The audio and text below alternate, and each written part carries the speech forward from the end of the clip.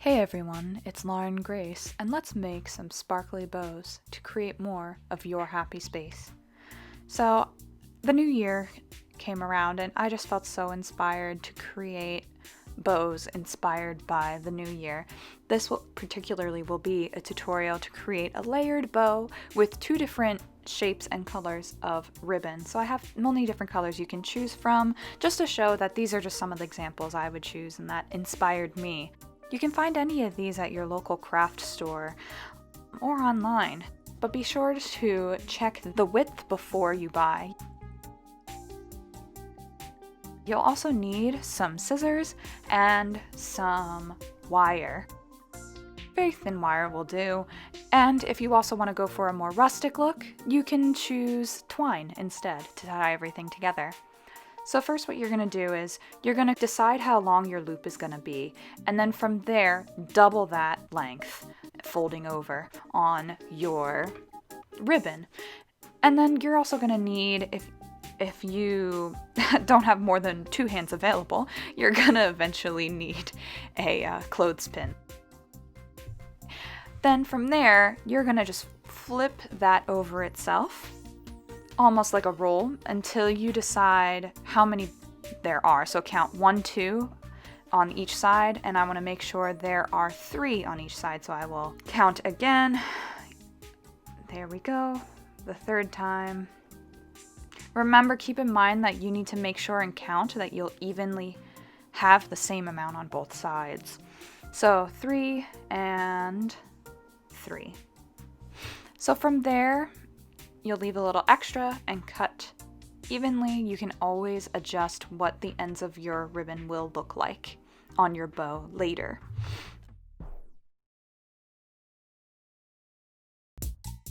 From there, you see how I am pushing them together.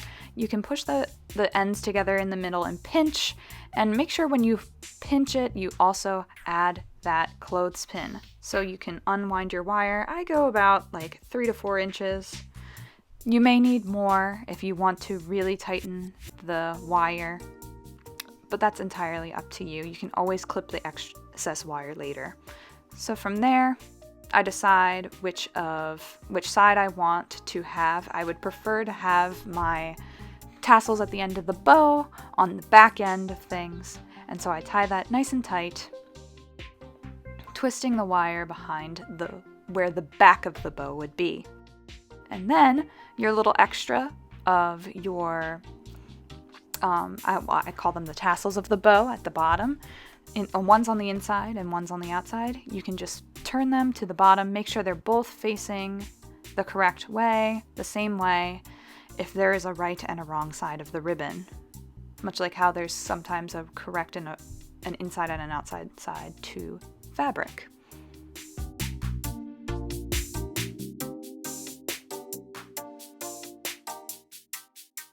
All right, let's make the middle section now. So same process for the smaller ribbon that you'll take. You'll measure the size of the loop that you want on each side of the bow, and then you'll double that for the wrapping around that you'll do.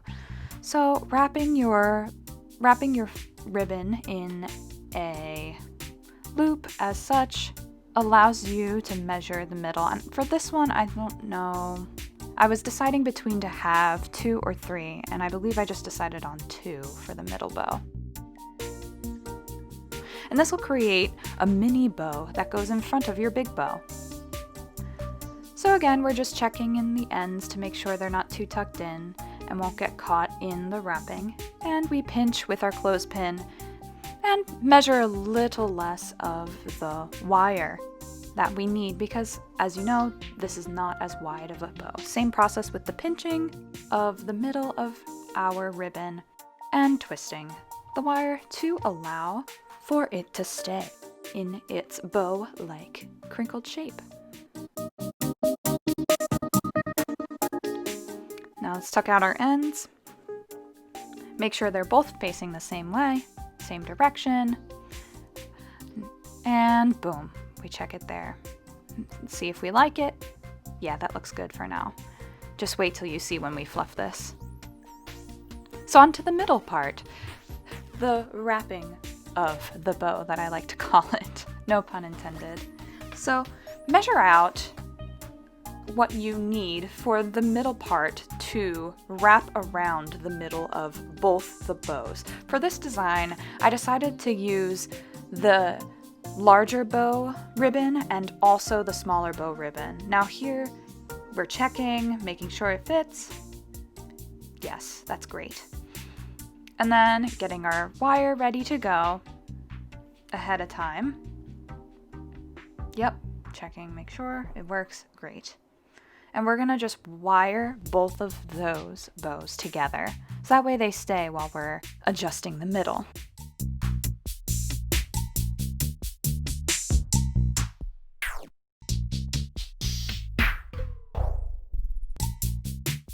Okay, and now here's a trick for layering different bows on top of each other.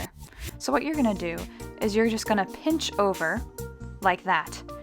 So your hand's position would look like that, and you're just gonna fold it over itself and crease it in the middle, because the fabric on the front will cover that crease.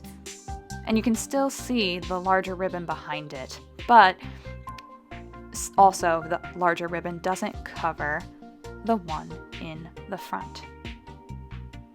So I like to give it a tied finish, because what I'm eventually going to do is I'm going to put a tag on the back, because this will eventually become a gift bow.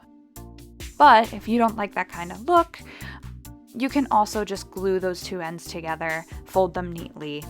But I wanted to create a stable backing for the tag. So on to the fluffing, the best part of creating a bow. So I fluff the front bow first, making sure my ends are fine, and then I work my way to the back bow. Keep that loop that you see, keep that in the middle, and then push the two out to the sides. Fluffing the ends so that way they have a nice rounded look as opposed to a creased look. Again, fluffing the two ends out that are inside of that top loop. And I really liked how this turned out. Oh my goodness. So from there, you can cut your excess fabric.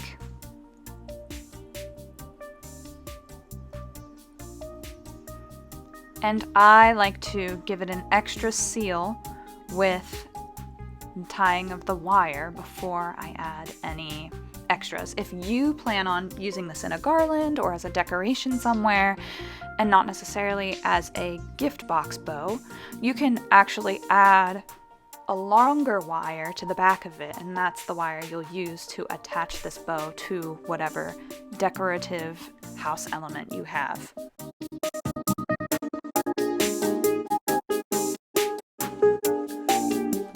All right, now on to the tag making. So I had this custom tag that I designed, and I'm gonna add it with hot glue. It's the best way to attach these frayed ends to the center of the bow, but also attach the center of the bow to the tag, because we want that tag to stick out just enough so we can tape it to the gift. But we don't want it to stick out so much that we can't see it.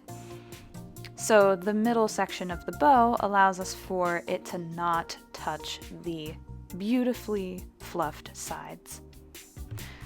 So if this tutorial was helpful for you, please leave a like below, and I can't wait to hear what you've come up with. If you want more art-related content and some helpful DIYs, please subscribe to this channel, Happy Space by Lauren Grace. And remember, you can make your own happy space.